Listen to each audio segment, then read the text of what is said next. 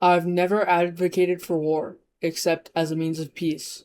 So seek peace, but prepare for war. Because war never changes. War is like winter, and winter is coming. That is the most well known quote from the 18th President of the United States, Ulysses S. Grant. Grant was born April 27th, 1822, in Mount Pleasant, Ohio. Little is known about his early life. The earliest records of him come from his time at West Point, where he finished the bottom half of his class but excelled in math. These math skills led to him getting a footmaster job during the Mexican-American War, where he stayed until he served in the civilian. Grant led his regiment very well and was promoted to the rank of general, where he won many victories out west. The first of his victories was at Fort Henry on February 6, 1862, where he landed 2 divisions from the Army of the Tennessee near Fort Henry on the Tennessee River. During the battle, Grant had naval support bombarding the fort. So, when the commander of the fort saw Grant's forces approaching, he realized he was outmaneuvered and surrendered. After the Battle of Fort Henry, Grant started a win streak. During this, he received many promotions, the first of which being Major General. Before his promotion to Major General, Grant had to fight in the Battle of Fort Donelson, where he marched his army up 12 miles from Fort Henry and encircled the encampment. The Confederates tried to flee from the fort to Nashville by opening a corridor in Union forces. But while they were attempting this maneuver, they lost their nerve, and the Union closed in and wiped them out. The Battle of Shiloh was yet again another major win for Grant. 2 months after Grant won at Fort Donelson, the Confederate armies in the West had been crippled. The battle was fought in between a small church named Shiloh and Pittsburgh Landing. The Confederates hoped to beat Grant before he could be reinforced. Grant had hoped to decapitate the Confederate forces. During the first day of the battle, the Confederates surprised Grant's forces.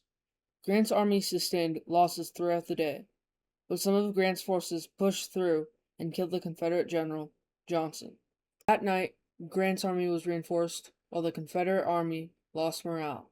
Early the next morning, the Union army launched a surprise attack, and they crippled the Confederate forces. The results of this battle, however, led to Grant being criticized as a butcher, as the Union forces took 2,500 more losses than the Confederates. The Battle of Shiloh led to the Vicksburg campaign, where Grant went down into the Mississippi to Vicksburg, which split the Confederacy in two. The campaign was a major victory for Grant. The campaign lasted almost a year, and it started with a loss at the Battle of Chickasaw Bluffs, where the Confederacy repelled the Union vector at Vicksburg.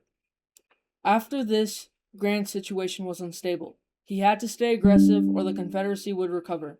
So he proposed a crazy plan to cross the Mississippi in the largest naval crossing in American history. Once Grant crossed the river, he was cut off from his supply line and had to live off the land. When the army was east of the Mississippi, they went for Jackson.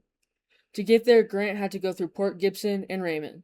Grant's army blitzed through these cities at insane speed, blowing through the surprised Confederate army. When Grant finally got to Jackson, the Confederate army had to scramble together a small force, which got absolutely obliterated. These 3 battles became known as the first part of the 14-day Blitz, which ended with the battles of Champion Hill and Black River Bridge. After the Blitz, the road to Vicksburg was open, and on May 18th, 1863, Grant laid siege to the city. Before the Blitz, Grant got his gunboats on the river, and the boats were already attacking Vicksburg. The city fell on July 4th, 1863, and the Union gained the Mississippi River, which cut the Confederacy in half. After Vicksburg, Grant was promoted to General-in-Chief of the United States Army, where he blew through the Confederacy and won the war. Grant's first experience in politics was when he negotiated the surrender at Appomattox Courthouse.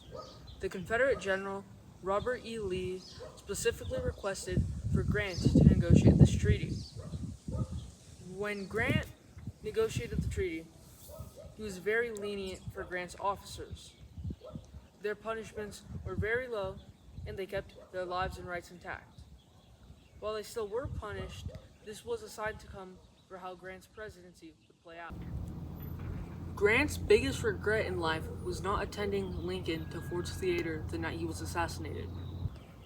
When Andrew Johnson became the 17th President of the United States, he appointed Grant in charge of military reconstruction of the South.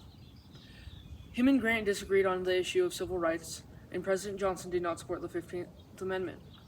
When Edwin Stanton was suspended as Secretary of War, Grant was still made interim. During this time, Grant became more and more of a radical Republican, and his popularity as a general carried him through the nomination. The 1868 presidential election was pretty uninvolved. Grant's main opponent was Horatio Seymour, the governor of New York. Grant's insane popularity carried him through the election. He didn't even campaign. When he won the election, it was a landslide victory. Wait for truck. Action. As president, one of Grant's biggest recurring issues was that of civil rights. He was one of 3 presidents to support full civil rights.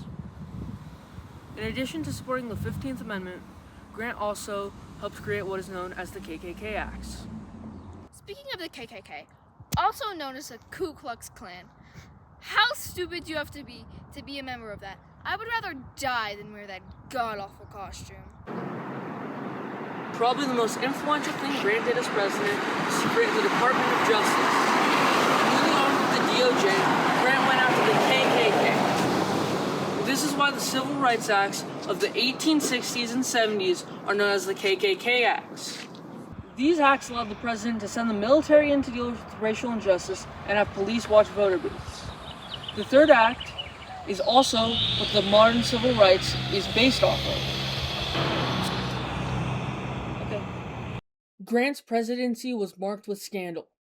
While he was never involved with it, the scandals led to public opinion of him being negative for quite a while after his presidency. The biggest of these scandals was the Whiskey Ring, taking place from 1871 to 1875, where the whiskey distillers bribed government officials, especially members of Grant's cabinet.